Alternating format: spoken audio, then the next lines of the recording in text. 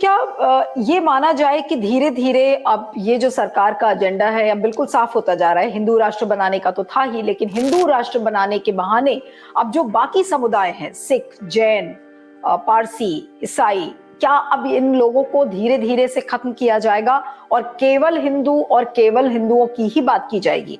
जो हम in diversity की, हम जिस डाइवर्सिटी की बात करते थे, क्या उस डाइवर्सिटी को अब ये खत्म कर रहे हैं और ये एक नया समुदाय जिसके बारे में अभी हमने देखा कि उन्होंने वीर बाल दिवस मनाया, तो ये क्या उदाहरण नहीं है इस बात का कि अब धीरे धीरे ये जो समुदाय हैं इनको खत्म करने की कोशिश कर रही है सरकार? देखिए, एक धारणा है इंडिक रिलीजन की, इंडिक रिलीजन, और एक है बाहर से आए हुए रिलीजन। ये दो एक विभाजन करने की कोशिश की जाती है। और जो इंडिक रिलीजन है वो एक तरह से पर्यायवाची है हिंदू का, यह बतलाने का प्रयास किया जाता है। तो हिंदुओं को यह बतलाया जा रहा है कि ये सब तुम्हारे अंदर है और इन सब को लेना अभी हमारी जरूरत है। तो हिंदुत्व की राजनीति का एक हिस्सा ये भी है कि उनके अलग अस्तित्व को समाप्त करना, और दूसरा उन सब को इस्तेमाल करना मुसलमानों और ईसाइयों के खिलाफ।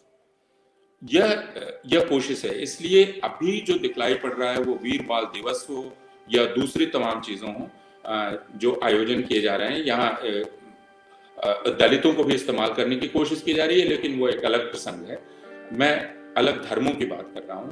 उसमें ध्यान सिर्फ एक बात पर है कि हम इंडिक और नॉन इंडिक ये डिवीजन कायम करें, और Indic is equivalent to Hindu ये इस्टेब्लिश करें। तो हिंदुओं का इसके चलते हिंदुओं का सीना फूलने लगता है। उनको लगता है कि ये तो पूरा भारत, पूरा साम्राज्य उनका है, और ये सब उन्हीं की शाखाएं हैं जो मूर्खता कर रहे हैं और कह रहे हैं कि हम अलग हैं। तो इस प्रकार एक हिंदू तैयार करने की कोशिश की जा रही है। यह हमें समझने की, एक हिंदू दिमाग तैयार करने की कोशिश की जा रही है।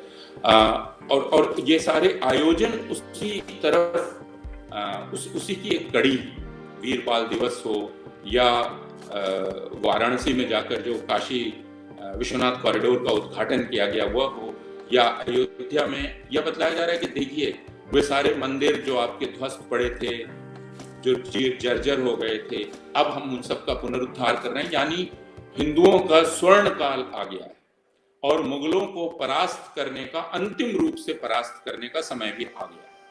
तो हल्दी घाटी में महाराणा प्रताप, आज तक पाठ्य पुस्तक में हम पढ़ते आए थे कि महाराणा प्रताप उसमें जीते नहीं, लेकिन अब हम पाठ्य पुस्तक में लिखेंगे कि नहीं, महाराणा प्रताप उसमें जीत। ठीक है, कोई बात नहीं, बट जो कुल मिलाकर जो पूरी एक बातचीत थी उससे यही है कि जो हिंदुत्व का एजेंडा है, जो हिंदू राष्ट्र बनाने का एजेंडा जो सरकार का चल रहा है, उसमें सब समुदायों को शामिल किया जा रहा है सिर्फ इसलिए कि मुसलमानों के प्रति नफरत बोई जा सके। और ये जो एग्जाम्पल था कि किस तरीके से वीर बाल दिवस मनाया गया जब साहिबजादा दिवस मनाना चाहिए था, और सिखों की भावनाओं का बिल्कुल उनके बारे में नहीं सोचा गया, तो ये फिर एक और उदाहरण है किस तरीके से हिंदुत्व का एजेंडा सिर्फ नफरत का एजेंडा ही आगे बढ़ाने की कोशिश कर रही है सरकार। Thank you so much for joining professor Apoorvanand. Signal में कुछ प्रॉब्लम आ रही थी, सॉरी फॉर दैट।